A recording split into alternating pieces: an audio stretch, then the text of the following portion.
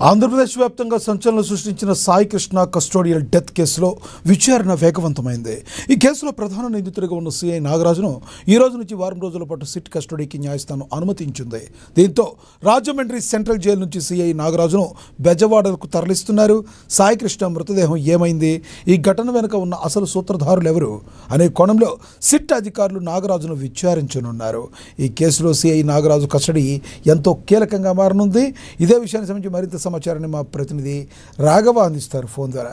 రాఘవ, చెప్పండి, సిఐ కస్టడీకి తీసుకుంటున్నారు కాబట్టి సిఐ నాగరాజు ఏ విధంగా మాట్లాడే అవకాశం ఉంది? చాలా కీలకంగా మారనుందా ఇది ఈ కస్టడీ? Thank you Lakshmi. నాకు గాదే సాయికృష్ణ అదృశ్యం కేసులో నిందితుడిగా ఉన్న కృష్ణాలంక పోలీస్ స్టేషన్ సిఐ నాగరాజుని విజయవాడ పోలీస్ స్టేషన్ కస్టడీలో విచారించడానికి అనుమతిస్తూ సుప్రీంకోర్టు కూడా ఉత్తర్వులు జారీ చేసిందని చెప్పుకోవచ్చు. అయితే నిందితుడిని రాజమహేంద్ర కేంద్ర కర్మాగారాల్లోని కస్టడీలోకి తీసుకొని విచారించాలంటూ ట్రయల్ కోర్టు కూడా ఏపీ హైకోర్టులో ఇచ్చిన ఉత్తర్వులను తీర్పును కూడా కొట్టేస్తున్నట్టు కూడా పేర్కొంది. అయితే ఆ తీర్పును సవాల్ చేస్తూ రాష్ట్ర ప్రభుత్వం దాఖలు చేసిన పిటిషన్ పై ఈ నెల 23న విచారించి ఉత్తర్వులు రిజర్వ్ చేసిన జస్టిస్ విక్రమనాథ్ జస్టిస్ సందీప్ మహాతా కూడిన ధర్మాసనం సోమవారం 22 పేజీల ఆదేశాలు కూడా జారీ చేసిందని చెప్పుకోవచ్చు. అయితే నిందితుడిని మెజిస్ట్రేట్ ముందు హాజరుపరిచిన నాటి నుంచి 7 రోజుల పాటు పోలీస్ కస్టడీకి అప్పగిస్తున్నట్టు కూడా పేర్కొని ఉంది. అయితే ఈ గడువు కింద కోర్టులు ఇచ్చిన సమయంతో కలిపి 15 రోజులకు మించకూడదని కూడా దీంట్లో స్పష్టం చేసినట్టు కూడా తెలుస్తుంది. అయితే నిందితుడిని కూడా విచారించే సమయం విషయంలో కూడా దర్యాప్తు అధికారి ఎలాంటి నియంత్రణలు ఉండవని పేర్కొనుంది.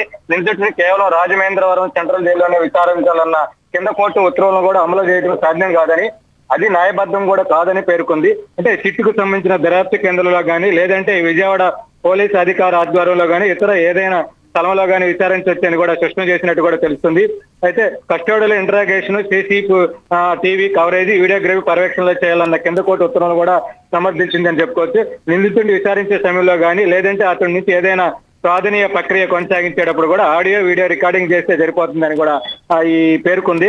అయితే అంతే తప్ప అతని ఒక చోట నుండి మరొక చోటుకి తరలించే ప్రక్రియను మొత్తం రికార్డు చేయాల్సిన అవసరం లేదని కూడా స్పష్టం చేసినట్టు కూడా తెలుస్తుంది. అయితే ఈ మొత్తం రికార్డు కూడా సంబంధించిన లేదని స్పష్టం చేసింది. నిందితుడికి సంబంధించిన న్యాయవాది పోలీసు విచారణ ప్రక్రియ దూరం నుంచి చూడటానికి అనుమతించింది. పోలీసు కస్టడీ గడువు పూర్తయిన వెంటనే నిందితుడి విచారణకు సంబంధించిన సీసీ ఫుటేజీ, వీడియోగ్రఫీ రికార్డింగ్ అని మొత్తం కూడా విజయవాడ మెజిస్ట్రేట్ కి అప్పగించాలని కూడా నిర్దేశించింది. అంటే సుప్రీంకోర్టు, హైకోర్టులు చేసిన వ్యాఖ్యలు కూడా ప్రభావాలకు లోను కాకుండా సిట్ ఈ కేసులో న్యాయబద్ధంగా శాస్త్రీయంగా దర్యాప్తు జరపాలని కూడా ఆదేశించిందని కూడా చెప్పుకోవచ్చు సుప్రీంకోర్టు. ఏదేమైనటికీ రాష్ట్రంలో సంచలనంగా రేపిన ఈ కేసు కూడా సుప్రీంకోర్టు ఒక తీర్పు అయిన 22 పేజీల తీర్పును కూడా నిన్న 22 సోమవారం కూడా ఆదేశాలు జారీ చేసింది. అంటే ప్రతిదీ కూడా రికార్డు పూర్వకంగా సీసీ ఫుటేజ్ ద్వారా